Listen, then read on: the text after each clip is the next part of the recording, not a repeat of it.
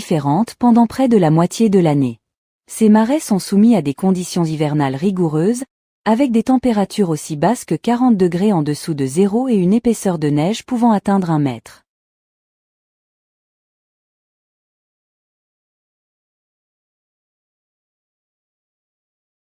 Malgré cela, l'eau qui coule à l'intérieur du marais protège certaines mares du gel pendant l'hiver. Ces petits marais sont une bouée de sauvetage pour de nombreux oiseaux migrateurs à leur retour vers leur lieu de naissance.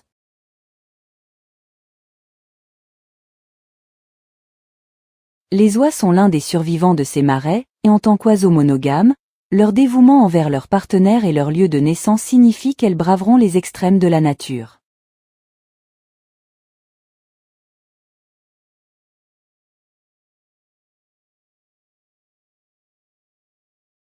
Le froid extrême, la neige et la glace ne sont pas un problème pour les oies. Les étangs des marais, avec leurs herbes et leurs clôtures, les maintiennent en vie. Cependant, au cours des dernières années, les oies ne se portent pas bien, en raison de la diminution de leur habitat et de la chasse excessive, ont entraîné une diminution de leur nombre.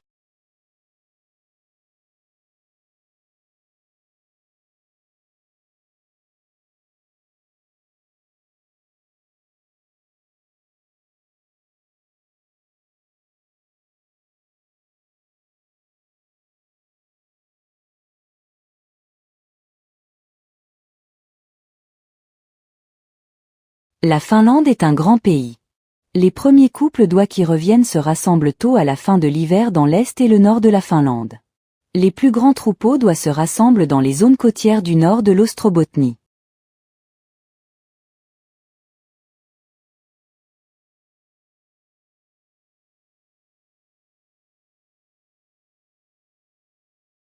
Les oies passent l'hiver loin dans les zones côtières du sud de la Suède et du Danemark.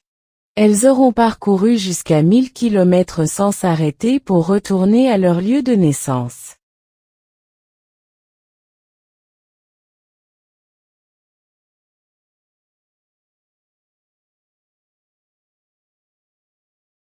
La migration principale des Éoises se poursuit pendant quelques jours. Des courants d'air favorables du sud stimulent le mouvement migratoire.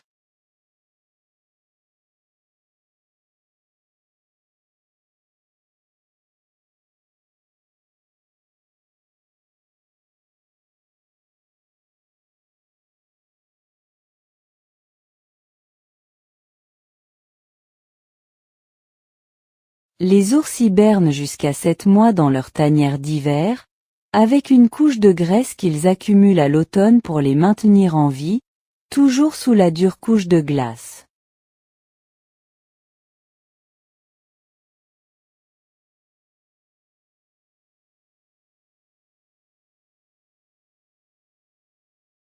Cependant, l'ours a une mémoire exceptionnellement forte. Le grand ours se souvient encore de son dernier repas à l'automne, qui était le wapiti.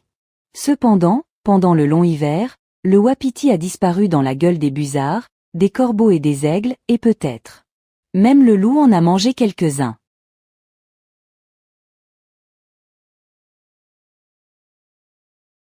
Les mâles plus jeunes sont également sur la même mission, mais il n'y a pas de conflit car il n'y a pas de proie. Enfin, les canicules des vacances de printemps à midi.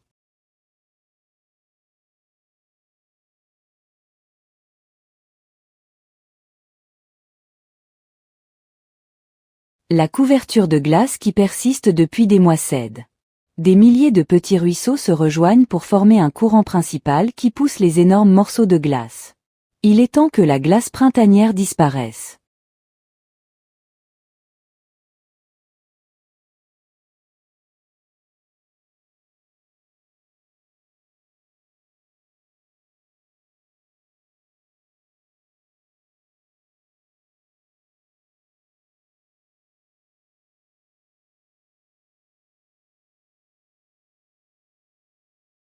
Finalement, même la glace des plus petits étangs des marais sauvages s'amincit et disparaît.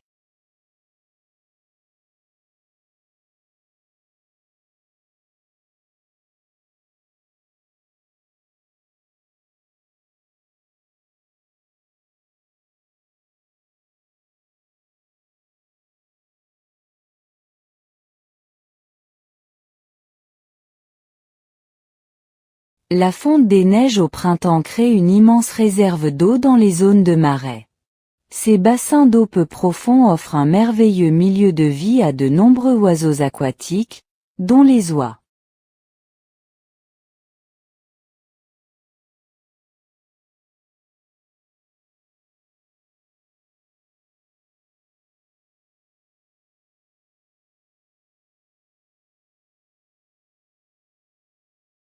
La superficie de la Finlande comprend plus de 10 millions d'hectares de marais, dont moins d'un tiers est aujourd'hui à l'état naturel.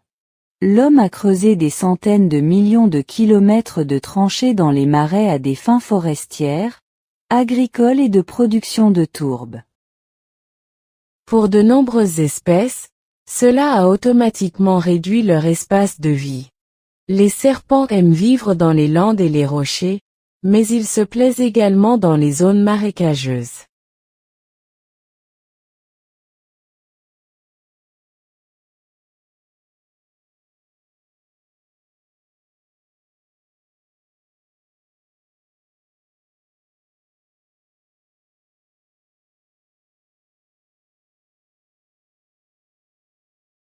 Les conditions difficiles des marais avec des points d'eau sont un paradis pour les oies froides. Les pluies printanières rafraîchissent une pouponnière longue et ennuyeuse.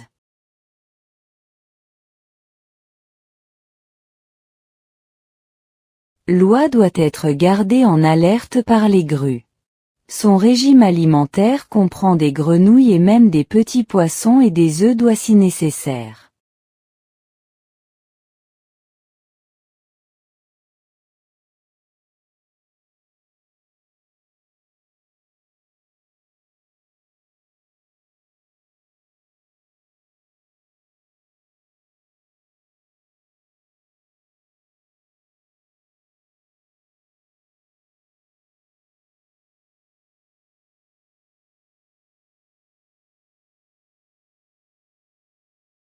Les jeunes oies qui n'avaient pas encore été élevées ont passé la fin du printemps en petits groupes. Elles s'entendaient bien avec les jeunes cygnes. Les oies commençaient également à s'inquiéter d'une autre migration qui les attendait.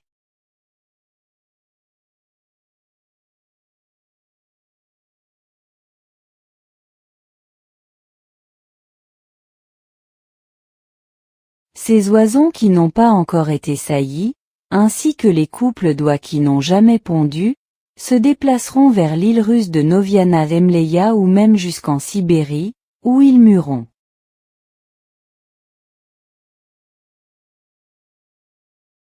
Ce comportement n'est pas bien compris, mais il est clair qu'ils ne sont pas en compétition pour les mêmes ressources alimentaires que les nouveaux oiseaux.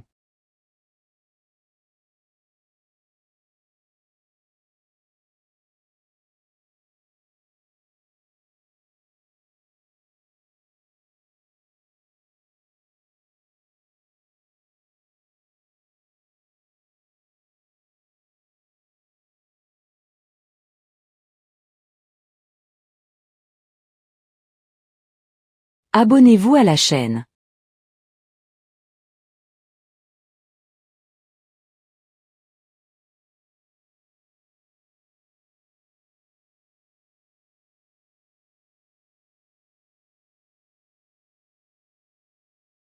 Le marais est un milieu de vie acide et humide. Toutes les créatures doivent s'adapter pour y vivre. De nombreux reptiles, lézards et grenouilles vivent dans les marais. Ils constituent une nourriture importante pour les grues.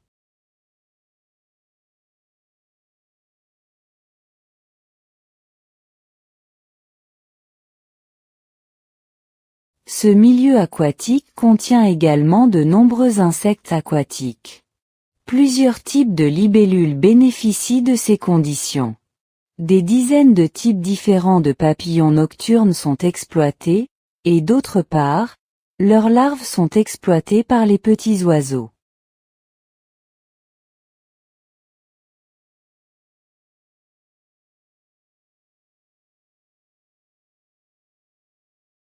La bergeronnette jaune est une espèce en grave déclin. Cet oiseau autrefois commun est désormais rare.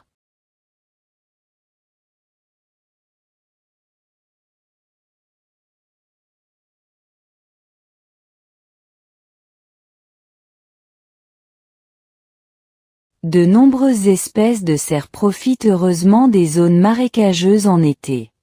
Les rennes sauvages du Kénu et d'Ostrobotnie et les rennes du Nord se réjouissent des marais ouverts. Outre l'abondance de nourriture, les porcs, l'oseille et les conifères fournissent protection contre les hordes de moustiques.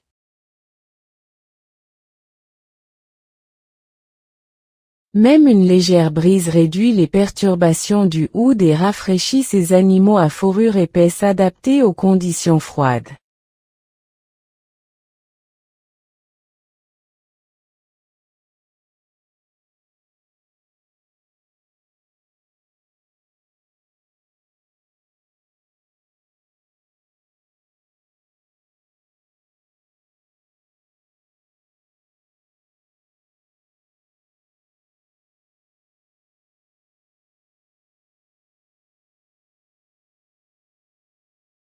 La scène des marais ouverts permet aux cerfs de voir à temps tous les prédateurs tels que les cerfs et les loups et, grâce à la protection des prédateurs, le nombre de prédateurs a considérablement augmenté.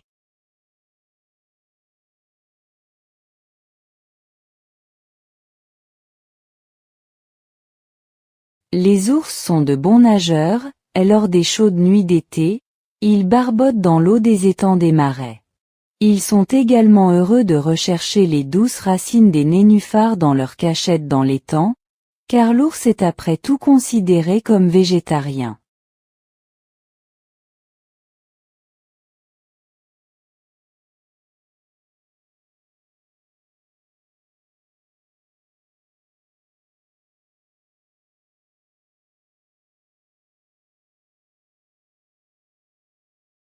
L'antilope et le renne étaient les animaux les plus importants que les gens suivaient depuis longtemps dans cet endroit de l'extrême nord, et comme ils fournissaient beaucoup de viande, les peaux étaient utilisées pour fabriquer des logements et des vêtements, tandis que les os et les tendons étaient utilisés pour fabriquer des armes et des outils ménagers.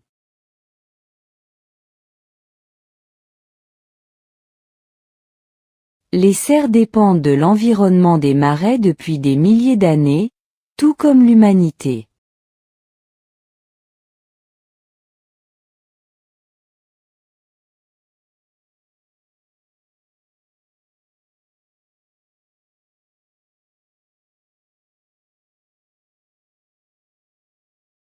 La nature sauvage des marais est aussi un véritable entrepôt de bail.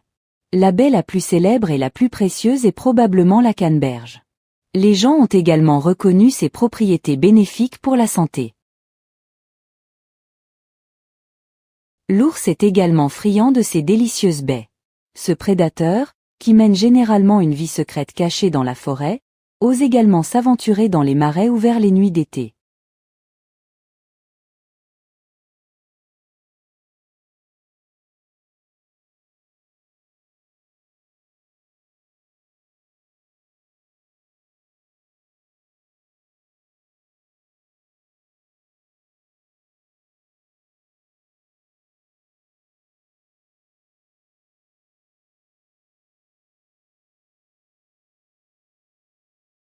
Les oies sont de nouveau arrivées dans un nouvel étang et les parents, toujours attentifs et attentifs, ont réussi un voyage de plusieurs kilomètres à travers les forêts. Aujourd'hui, les oiseaux ont presque la même taille que leur mère.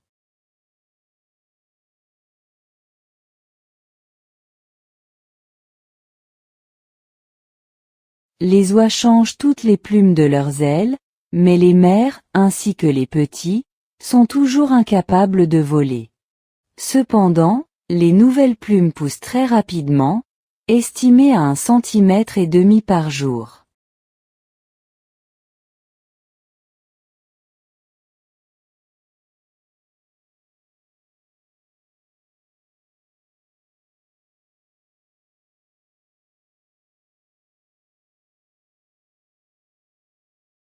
La femelle canard mâle devait s'occuper seule de sa progéniture, sans l'aide du mâle.